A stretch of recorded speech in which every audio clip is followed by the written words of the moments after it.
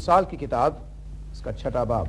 मैं आज एक छोटी सी नई सीरीज़ या पैगामों का छोटा सा सिलसिला शुरू कर रहा हूँ। मुझे ये नहीं पता 2 पैगाम होंगे, 3 या 4। एक छोटा सा सिलसिला है जो शुरू करेंगे, और आपसे गुजारिश है कि इमसाल की किताब और इसका 6वां बाब, इस 6ठे बाब की 16वीं आयत से मैं पढ़ना शुरू करूँगा, और आप मेहरबानी से अपनी अपनी बाइबलों में इसे देखें। मर्द खुदा सुलेमान बिन दाऊद खुदा के इल्हाम से खुदा की मर्जी यूं लिखता है, 6 चीज़ें हैं जिनसे खुदावंद को नफरत है, बल्कि 7 हैं जिनसे उसे कराहियत है। ऊंची आंखें, झूठी जुबान, बेगुनाह का खून बहाने वाले हाथ, बुरे मंसूबे बांधने वाला दिल, शरारत के लिए तेज रौ पांव, झूठा गवाह जो द्रोह गोई करता है और जो भाइयों में निफाक डालता है। आइए हम दुआ करें। ऐ हमारे बाप, हम फिर तेरे हजूर आए हैं, पहले भी आए हैं, फिर आते हैं, इसलिए कि हमें तेरी मदद की ज़रूरत है इस हवाले को समझने के लिए। ऐ बाप, जब तक तेरा रूल कुछ मदद ना करे, हम में से कोई भी तेरे कलाम को ना समझ सकता है, ना इसकी तासीर कबूल कर सकता है उस मकसद के मुताबिक जिसके लिए ये कलाम दिया गया है। अब हमारी मदद फरमा। जितने यहाँ मौजूद हैं हम सब के साथ हो, और कलाम की इस खिदमत को हर एक की अच्छाई और भलाई और तक़वियत और रूहानी तरक्की और हौसला अफजाई के लिए इस्तेमाल कर। यीशु मसीह हमारे मनज्जी के नाम में, आमीन। मुझे पता है आप में से कई लोग हैं जो इमसाल की किताब अक्सर पढ़ते हैं, और तो भी मैं समझता हूँ कि थोड़ा सा बताना चाहिए इमसाल की किताब के बारे में कि ये किताब है क्या और इसमें क्या है।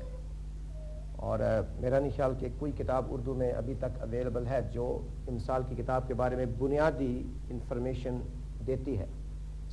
वाकफियत है थोड़ी बहुत, कई दफ़ा शायद आपने पढ़ी भी है। मैं चाहता हूँ सबसे पहले इस किताब के बारे में मुख्तसर तारुफ आपकी खिदमत में पेश करूँ।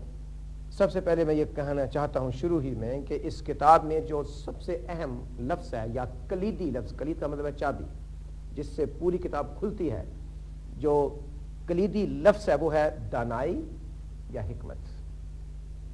दानाई या हिकमत क्या होती है? दानाई या हिकमत होती है वो महारत या वो खूबी जिससे आप जिंदगी बसर करते हैं। वो महारत यानी महारत से जिंदगी बसर करने की खूबी, उसे कहते हैं दानाई या हिकमत। अब गैर ईमानदार दुनिया जिस हम रहते हैं, उस दुनिया में ईमानदार की हैसियत से जिंदगी गुजारना एक मामूली जिम्मेदारी नहीं है, बड़ी अहम जिम्मेदारी है।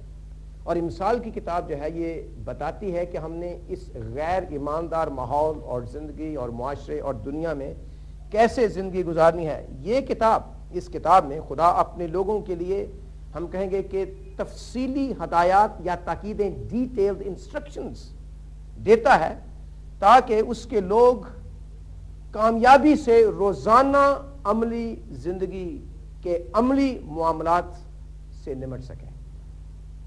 लिहाजा इस किताब में बताया गया है कि वालिदैन के साथ कैसे चलना है, वालिदैन को अपने बच्चों के साथ कैसे चलना है, पड़ोसियों के साथ कैसे हमने चलना है, हुकूमत वालों के साथ कैसे चलना है, और बहुत है इसमें। सुलेमान बिन दाऊद जो इस किताब का इल्हामी लिखारी है, उसने इस मजमून को या इन मजमूनों को मुख्तलिफ तरीक़ों से, मसलन शायरी, तमसीलों, छोटे छोटे सवालात के ज़रिए से, छोटी छोटी कहानियाँ और अक्ल ज़ाहिर करने वाले मुहावरों के ज़रिए से, और वो छोटी छोटी बातें और लाइनें जो हम आसानी से याद कर सकते हैं, आप में से कईयों ने याद भी किया हुआ है, वो हमें दिए हैं ताकि ज़िंदगी के अमली मामलात को हम तय कर सकें। खुदावंद का खौफ दानाई का शुरू है मसलन। और चूँकि सुलेमान बिन दाऊद इसराइल में अजीम और दानिशमंद आदमी समझा जाता था, इसलिए जाहिर है कि उसी के नाम से ये किताब भी मंसूब की गई है। इब्रानी ज़बान जिसमें ये किताब इल्हाम से दी गई थी, उसमें सुलेमान की इमसाल का नाम इस किताब को दिया गया है, जो इस کتاب کے بالکل شروع میں آتا ہے. وہاں لکھا ہے امثال 1:1 میں اسرائیل کے بادشاہ سلیمان بن داؤد کی امثال، یہ ہے ٹائٹل عبرانی میں بھی.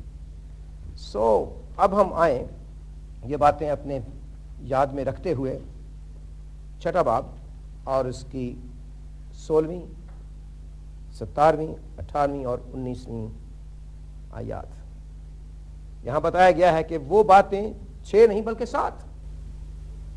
یہ جو کہا گیا نا 6 نہیں بلکہ 7، اس میں بھی روح القدس کا مقصد ہے، امین سے نہیں کہہ دیا، کیونکہ وہ جو 7ویں ہے نا وہ بہت ہی اہم اور ضروری ہے. لیکن جو پہلی اور دوسری اور تیسری اور چوتھی اور 5ویں اور 6ٹھی ہیں وہ بھی ایک سے زیادہ اہم ہے.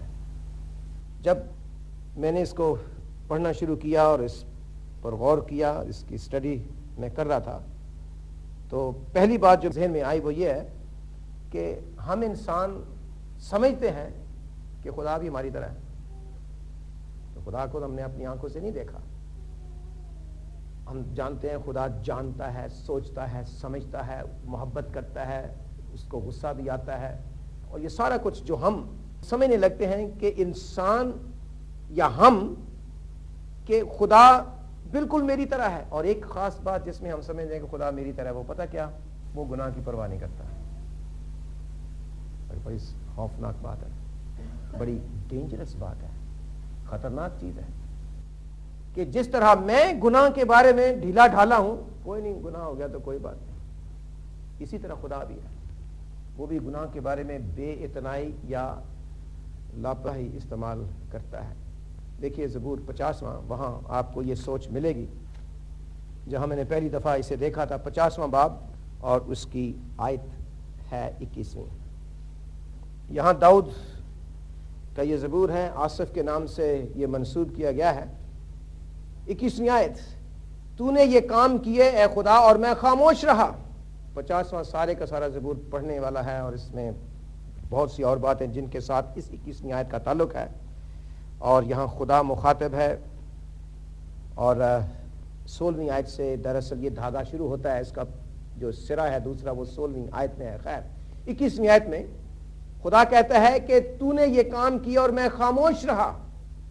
تو نے گمان کیا اے انسان یا داؤد یا آصف، تو نے یہ سوچا کہ میں، خدا کہتا ہے میں بالکل تجھ ہی جیسا ہوں. لیکن بات یہ ہے کہ اس معاملے میں خاص طور پر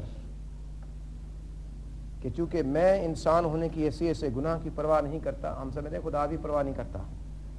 اور یہ جو حوالہ ہے اس میں سلیمان 6 بلکہ 7 گناہوں کے نام لے کر ان کا ذکر کرتا ہے جن سے خدا کو نفرت نہیں، کراہیت ہے. کراہیت کا مطلب الٹی آتی ہے خدا کو دیکھ کے.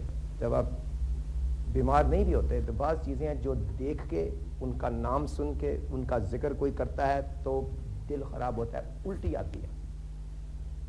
اور الٹی کے بارے میں ہم سارے کسی نہ مرد اور عورتیں تجربہ ہے ہمارا، یعنی آپ اس چیز کا ذکر یعنی سوچ جو ہے وہ بھی برداشت نہیں کر سکتے.